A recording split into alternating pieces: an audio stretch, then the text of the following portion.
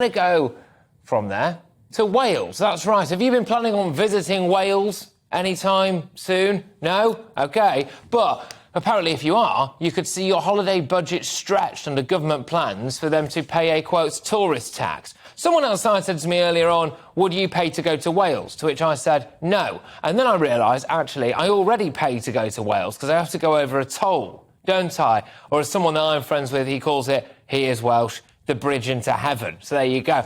And even people who live in Wales could also be liable now, though, to pay tax if they stay in hotels or B&B. So the Welsh will be paying to go to Wales. Astonishing.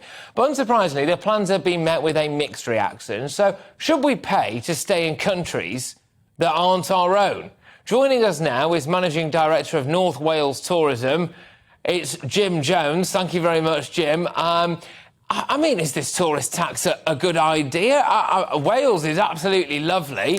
I really enjoy Wales. I'll pay a toll to get in. I don't know if I want to pay any more than that.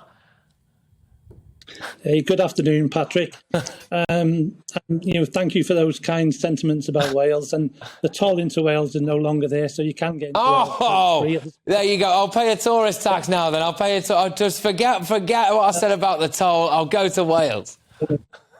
Listen, the timing on this is all so wrong. It's insensitive, and it just shows a complete lack of respect for our industry, which in some cases is the economic lifeblood of our communities. And we're still reeling from the pandemic and not had time to recover. So what we need from Welsh Government, not talking about taxes, but we need assistance to help us recover going forward. So who's really coming up with this then? Because they do something similar, I think, in Edinburgh and parts of Scotland, normally around the time of the Fringe, for example, so a major event. And one can argue, well, that's a major global event. They might as well try and coin it in as much as possible, and hopefully eventually they can pay someone to actually take the bins out, which has been an issue in Scotland recently. But what's going on in Wales? Why now? Who's responsible for this? Well, it was 2017 when the finance minister, which was Mark Drakeford, they tried to bring in 4 new taxes, and one of them was a tourism tax.